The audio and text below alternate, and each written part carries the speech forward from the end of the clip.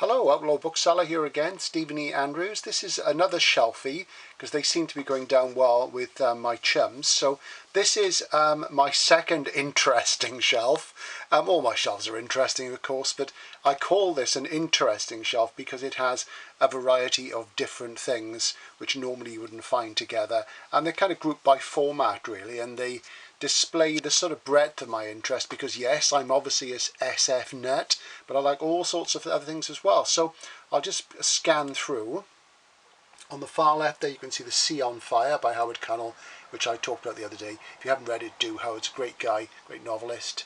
And then we have a few paperbacks by Knut Hamsun, who is one of my idols and is very, very neglected.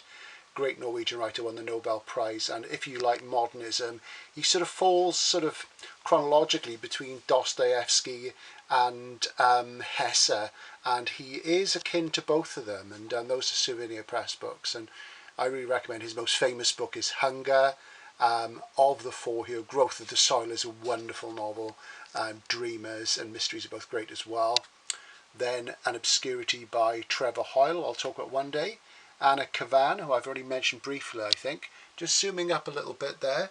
There's a Hesse, Brian Gysin, who was, of course, William Gibson's old collaborator. Little Moorcock chapbook up the top there.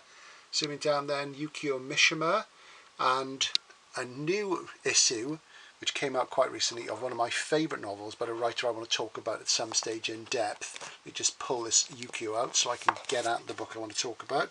Bear with me. And that is City of Night by John Reshi. This has just been reissued by Serpent's Tail. It's a fantastic novel about the gay underground in New York and Los Angeles in the early 60s. It's broader than that, actually. It is a great post-Beat generation novel, a great Lost Underground novel, and you really should read it. I'm going to talk about that in depth at some point. I'll leave Yukio out so I can move on. Next to that, funnily enough, we have Burn Down the Night by Craig Key Street, who was a North American Indian science fiction writer. This is a book which was heavily remaindered in the early 80s. You could get it everywhere, now it's super rare, and it's a novel based on the experience that Craig had when he met Jim Morrison, and they went off and had a wild evening of drug taking and rock and roll together. And it's really, really great, actually.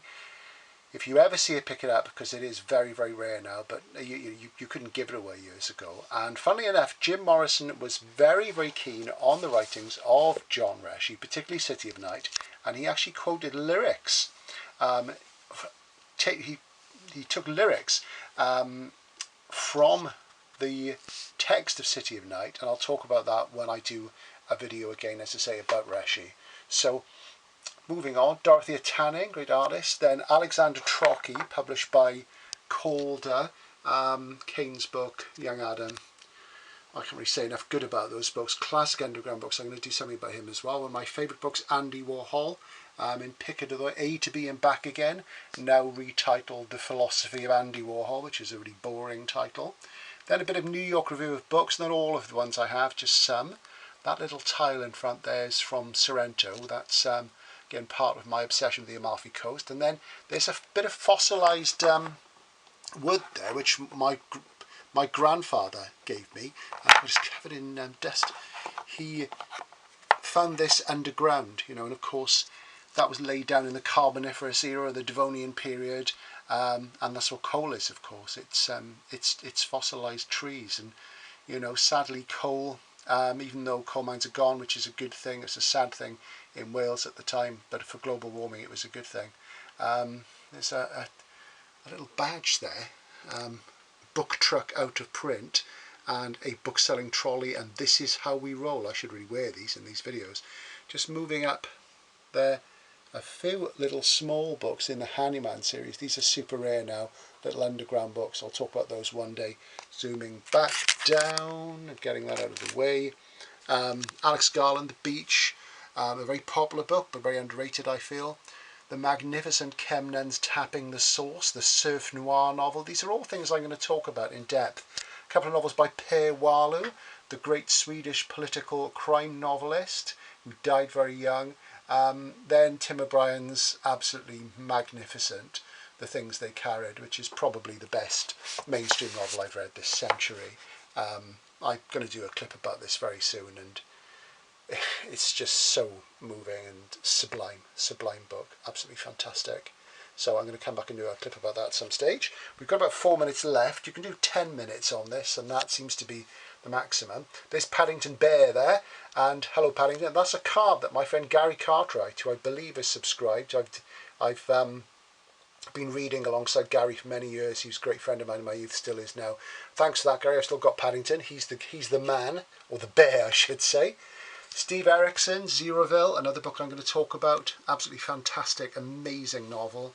Some little chapbooks up the top there.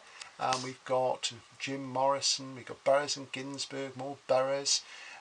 Zooming back down, Ben Hamper's Rivethead, a book about working on the assembly line for General Motors in Flint, Michigan. Something I've done myself for Ford, not for Flint. Le Bar by Huysmans. Itzo's Total Chaos, French Noir.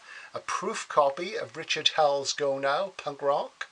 A Yukio Mishima trade paperback from Penguin Modern Classics I haven't read yet. More Morrison, more John Reshi. Venus in Furs by Saka Masok. Again, another Alexander Trocchi, a book about Trocchi. Then one of the great books I've read in recent years, Strangled by Phil Knight from the very wonderful Zero books. That's a book about the Stranglers, which I'm going to wax lyrical about, and will change your life if you read it. Chelsea Quinn Yarborough, I talked about her the other day. Cornell Woolrich, I'm going to show you this because Cornell Woolrich is a crime writer who Kim Newman posted something about him today on Facebook, and one of the films.